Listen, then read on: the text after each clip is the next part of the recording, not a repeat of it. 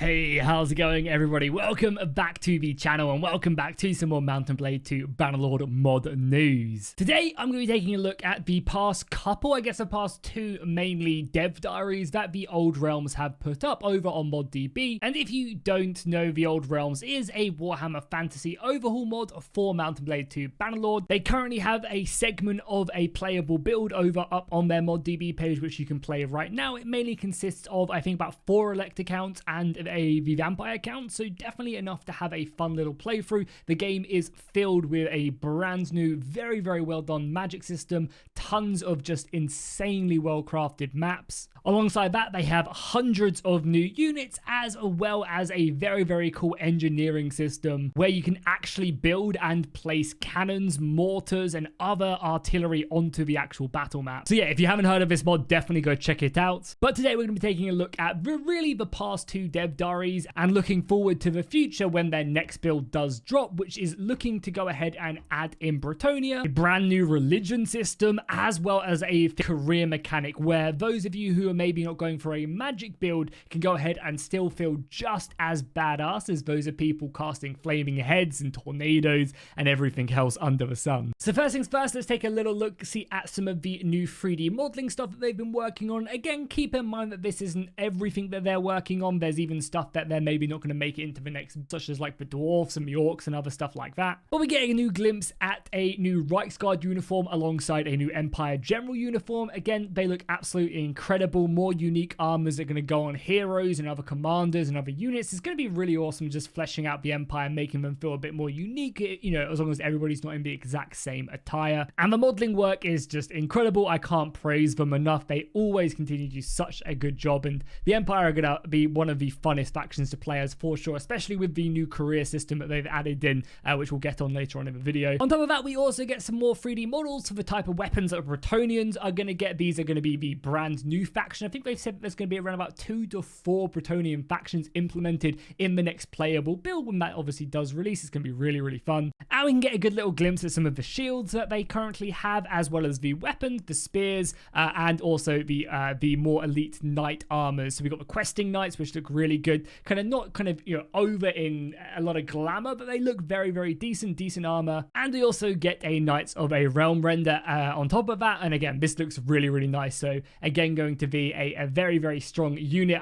You can obviously see the antlers on the helmet as well, looking very nice. We then also get a little glimpse at some of the campaign sprites that are going to be representing the Bretonian cities, the outposts, and just basically the other things that will bring Bretonia to life. Again, if you haven't seen the campaign map, this mod does an insanely good job. I know it sounds like I'm just praising this mod so much, but truly they deserve it. This mod does an insanely good job at just bringing that campaign map to life, and this update is going to obviously be no different. They've got some really incredible stuff. On top of that, we also get a little glimpse at the Dwarven campaign sprites, which are going to be starting to appear, I assume, on the campaign map. Now, of course, the dwarves are not going to be a playable faction just yet, unfortunately. I know, I love the dwarves. I can't wait to utilize their artillery.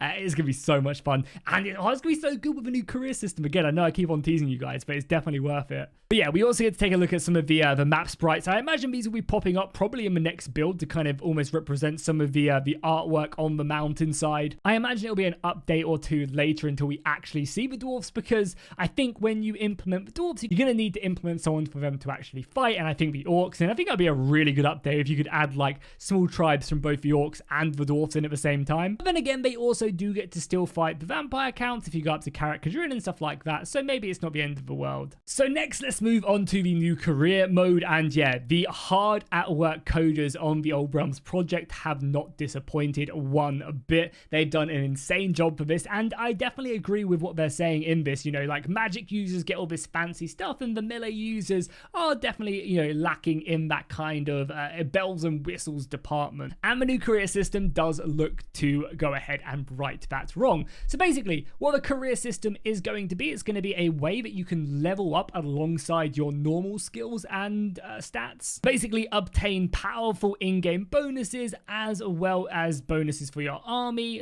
and that's going to be on both the campaign map and also on the battle map. So to access the new career system, you're going to basically just go in to level up your character like any other business and then click the button in the top right hand corner. You'll then be presented with this screen that you guys are seeing right now, and it looks honestly really cool. You're going to be able to level up your character fairly easily as you gain more career points. I don't think they actually mention how you gain more career points, but you're going to be able to level these up. The higher levels, you're going to be needing to go ahead and fulfill certain requirements based on your clan rank, or maybe achieving a certain amount of kills or something along them lines to actually be able to unlock the next tiers. Which I think makes absolute sense, because you don't want to be able to just go to the highest tier right away. It's kind of a nice way of progressing. As you progress through the clan tier, you're unlocking these extra powerful abilities. And oh baby, are they powerful. So they give a good example of the new Bretonian bonuses, and one of them that you can actually get.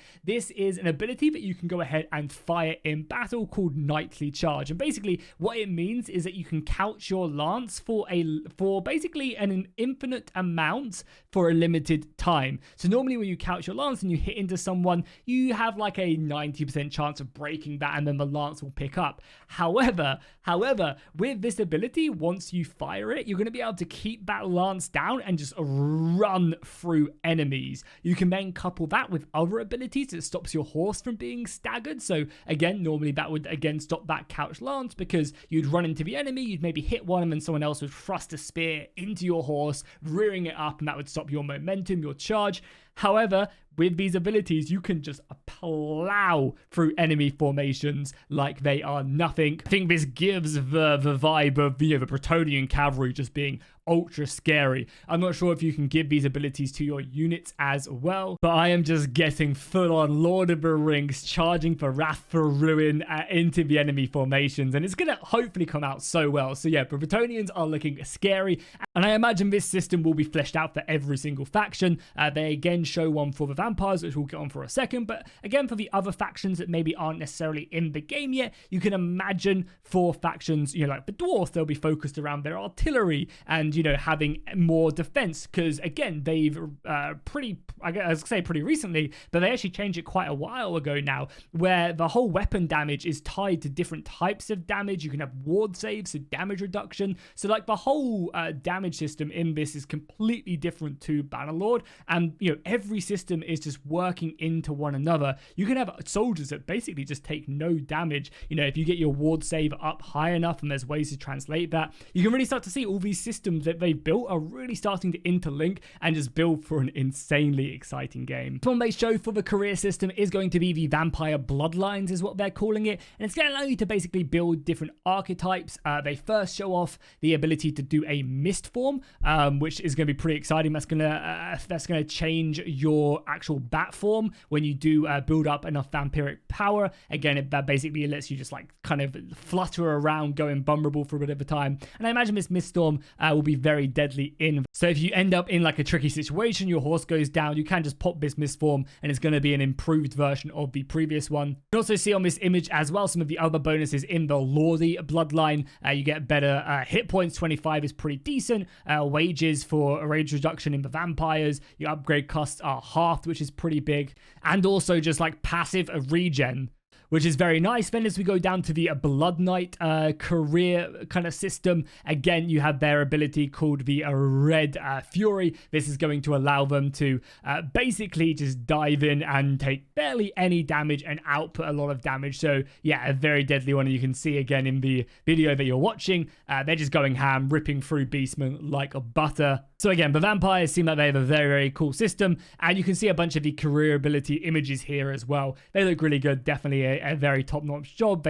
Every aspect of this mod is very impressive. Next, we move on to the religion system that they're looking to add into the game. And again, this is going to be something for every single faction. They're all going to have their unique playstyles. So again, we're basically taking a look at the Empire religious system. But I imagine the vampires, the dwarves, everybody else, Chaos Gods are all going to have their own unique spin on this. But as of right now, we have 3 dedicated deities. We have Sigmar, the Lady of the Lake, and Tau. Each of these gods will provide different types of blessings to your armies when you go ahead and pray to them at altars, such as morale boost, speed boost, and I imagine plenty of other stuff. There's nothing really they can't add to this. They could give you ward saves in battle, maybe a reduction in food.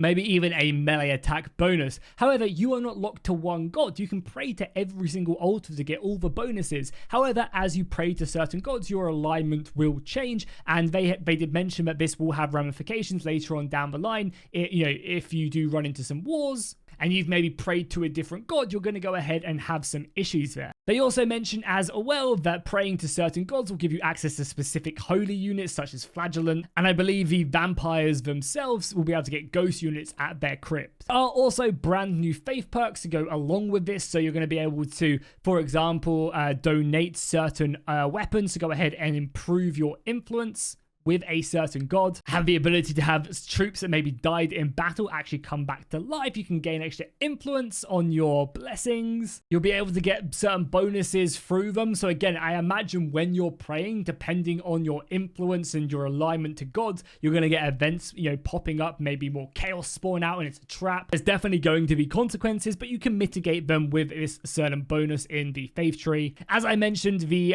vampires also have their own version of these. These are called curse sites, and they're going to be able to recruit certain units, both necromancers and vampires. We're able to recruit ghost units from here. And then they later go on to mention that whilst this is currently the only ones in, they definitely plan on in the future offering sinister bonuses to those who choose to worship much darker powers, which is very exciting. And then on top of that, these curse sites also apply debuffs to other non-aligned factions that are moving through their swamp. So they go ahead and curse the swamp around them. So again, when the Empire are invading the vampire count lands and they're going through swampland next to a cursed site, they're going to be receiving debuffs for that, which I thought was just such a cool and unique way of, again, just combining everything together. All these features applying on the campaign map, the battle map, when the terrain is all just very, very cool stuff. And honestly, I am just so excited for the next installment, the next update of this Bretonnia. Bring it on. I can't wait to play as a religious knight charging into battle, purging the heretics. Oh, it's going to be so